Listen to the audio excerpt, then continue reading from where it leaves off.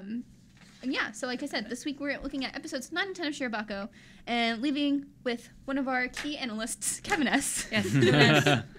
Episode 9 and 10 really focuses on the theme of dreams and the future. The characters are implicitly asked a hypothetical question that everyone in life faces. Where do you see yourself in 5 years? 10 years? Mm-hmm. And yeah, I think that's like a big theme just overall in Shirobako. Is like your dreams. Like, what do they mean? What does it mean when you get to them? Did you really get to them? Like, what do you really want to do with your life? Yeah. It's hard. It's real. Like, it's very real. Yeah. Yeah, it was Toro-san, the one that's working at the car CG studio. Yeah. Like, oh, man, before I worked here, that was exactly what I was thinking about. Like, what the hell am I gonna do? Mm-hmm. Yeah, to work in Michan's the games. boss says a really good thing to her. It's like, whatever you do, if you can't picture yourself in the future, nothing will begin. So it's like, if you don't have goals or aspirations, or if you don't know how you want to get there, then you can't do it. Yeah. You gotta figure it out. Yeah, you won't have a path to follow, so you won't get any further along that path. Yeah, so a big conflict too with real. with her was she's designing these tires. She's like, well, I want to do something cool. Like, I want to make animals. I want to do something with a story, something that has meaning. And she ends up talking to her boss about it. He's like, man, we're going to work on cars forever. So if you don't like it, get out. Yeah, kind of yeah, thing. basically. It's like, yeah, if you want to make anime with your friends and figure out how you get there. If you can't, then you're pretty much aimless. And she's sort of backed into a corner because it's like you take the job that you can get to get your foot in the door, but she's with a studio that doesn't do anything she's interested in. It's all CG cars, so she's going to be, doing a lot of tires and car parts and whatnot. It's not what she wants to do, but it's hard to recommend her for another job when she's going to try and quit after just a year. Right. Yeah. Well, also, I think she also decided to go to that studio because the president created that anime OVA that she was a big fan of. Yeah. So a part of that, but also like just in general, like there was her coworker was there for 3 years working on interior of cars, and then 5 years for the exterior, some other dude. Like, yeah, like if you don't see yourself doing that, just bounce. It's so stressful because you can feel how stuck she feels. You know what I mean? Yeah. So when it's like, this is not how I get to where I want to be. But if I leave now, it looks bad because I've only been here for a year. So do I wait it out? Do I continue doing something that's not going to get me any closer to my dream? It's a terribly trapped feeling. Totally. Yeah, so Greg Garner related that a bunch. He said, Misa's story was the most personal for me. She has a comfortable job, but she doesn't have a chance to pursue her passion. She envies her friends who have less secure futures, including Zuka, who just got her first role doing crowd noise. She can't envision a better future for herself, so she feels stuck in what is essentially a gilded cage. So yeah, she has security, she has benefits, she has like a steady inflow of money, and she's doing well, but she doesn't care about it. That's hard. Yeah. Yeah, it's hard because also if I were in that position, and I can sort of relate to her in a lot of ways, like Greg Garner said,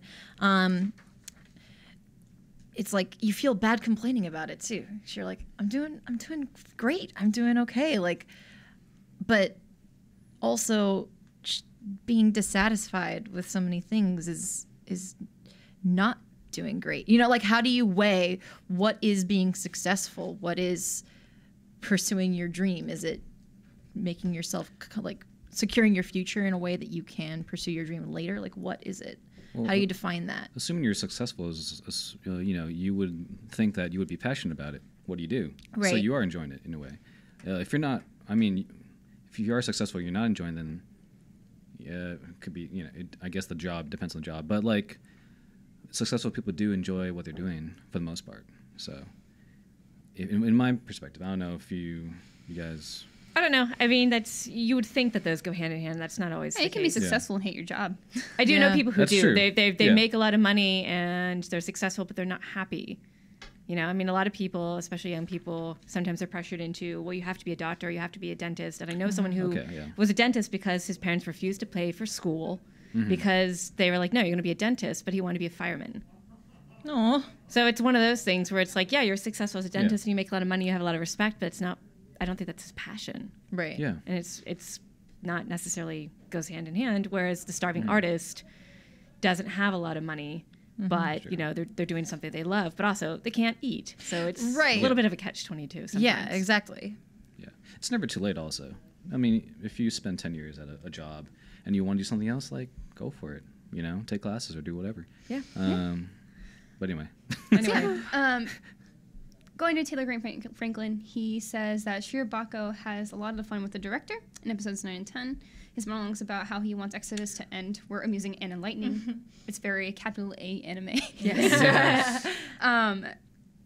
Yeah. That was also fun because like we're finally wrapping up the Exodus arc. So there's like 2 big arcs in Shirobako, and we're getting to the end. Very and cool. so you kind of see them looking at the future too with I forget which one the other anime that they're scoping out. Okay. Aerial Girls.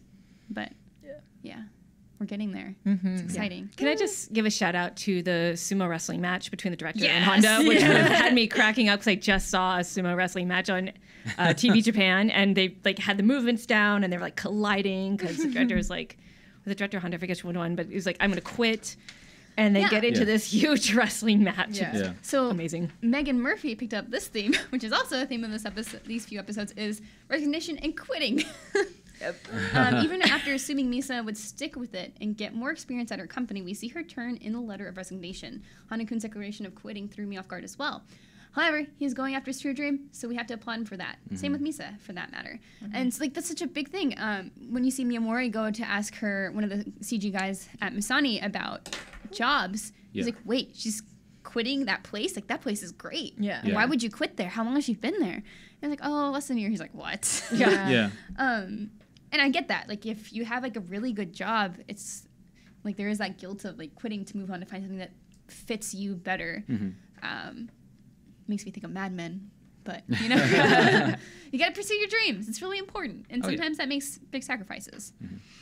Yeah. Yeah, it was interesting when what's the other PA? She was like, "Oh, Honda beat me to it." I'm like, "Oh." Oh yeah.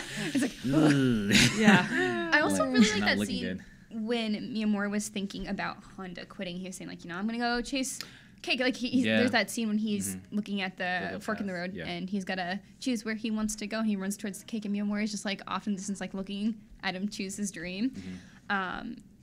And then very quickly she tears herself away from that, and she's like, "No, I need to think about episode 13." Like there was that balance too. It's like, yeah, you should be focused on your career goals and like what you want to do in the future, but also don't forget what's right in front of you. Yeah. Totally. That's super important. It would Yeah. look even worse if you got fired. So Yeah. Yeah. Yeah. eye on the ball. Also, the rise of Diesel-chan. She's coming. She hasn't got that nickname yet, but that's just It's the a best. new Don't character. even worry about it. No. Nope. Also, props to the scenario writer for getting the director on board with his storyboards. Finally, Oh, Yeah. all he had to do was ask him a few questions and like boom, boom, boom, boom, done. Yeah. Like, geez. Yeah, went all Super Saiyan too. Yeah. That was awesome. Yes, They should that have- was Mai Takeshi Meiji, as Yes. Taylor Grant Franklin pointed out, who is actually a real person as well, another cameo. To Hiroyuki Yoshino. He is a Sunrise writing veteran whose work includes scripting and series composition on Macross Frontier, My Hime / My Otome, Black Butler, and he's also worked as assistant to writer Ichiro Okouchi on Code Geass. So Very he's cool. done a lot of cool stuff. He knows how to write a script and got It's Exodus back on fun track. that this anime has these little cameos that if you Right. sort of are inside of the really- industry, you get the joke. Yeah, and cute. so you see where their experience comes from too in relation to Shirobako. So it's so cool. Yeah, so some good episodes, stressful and weird. Also, any scene with Zuka-chan makes me super anxious because she always messes up. I know. I'm like, no, poor baby. When she walked in with her shoes, like, oh. Walked in with her shoes, and then her voice cracks and she gets like way too enthusiastic about cheering. My It's like, ugh. even talking about this show gives me like discomfort just because I'm like, oh, baby. It hurts. It It hurts hurts a because I've lot. been her, and it's the worst feeling when you get like really performance anxiety, and she gets it, and she can't do anything right, and you're just like, oh, let's just stop doing things. Yeah. Yeah. She's getting better, though. Sit down. Yeah, sit down. So, Mike and Megan, I want to check in with you guys since you're new to the show. Yeah. How you liking it so far? Oh, yeah. I love it. I love it. I love how it's really, like, for a slice of life, it's so real, like, and relatable. Like, it's nice seeing everyone's perspective and just following the story. Like, a lot of what they've done is what I've done, you know? Like I was working in marketing, I didn't like it really, and then I wanted to be in games, so I freelanced for a buddy's website, did some writing, played some games, and reviewed some stuff, and here I am. Although it's not related, but I'm in video, but whatever. It's yeah. I think like this whole trip is like exactly what I did like a couple of years ago. So seeing all that unfold for them it's kind of cool. I like it. Mm-hmm. Yeah, I like it. It's definitely stressful to watch sometimes. I mean, they're really good at conveying the stress of what they do. I'm still a little overwhelmed by what everyone does. It's like, I forget who that is, or I know their name, but I don't know what they do. I don't remember anymore because there's so many working parts to making an anime. But it's like even the main girls, it's easy to forget their names sometimes. Right? Yeah, it really is. It's like me, no, my, mo, so moo. Richan, Michan. Yeah. I just like help. That's why Richan gets names to Diesel-chan. Yeah, remember that's that. smart. Okay. You can remember that. But yeah, no, I'm really enjoying it. It's a really good slice of life, and it's a little different. It's adults working in adult environment. Mm-hmm. Yeah, I like that. It's just also a nice thing to give you a little bit understanding of how anime is made. Oh, yeah, I mean, no. not of course one-to-one as we've said before, but Yeah, Yeah. I totally appreciate it. Like week by week, I'll watch anime. I'm like, ooh, this is iffy. Something happened. It's like, what happened in the 4th episode? Yeah, ever since I first watched Shirobako, that's how I've been watching anime since. Just being like, Recap episode. You guys hired a Taro, I see.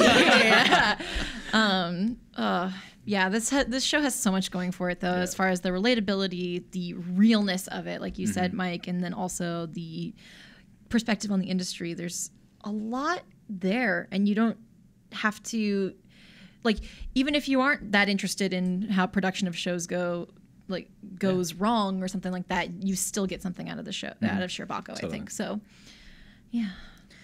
Now I'm all stressed.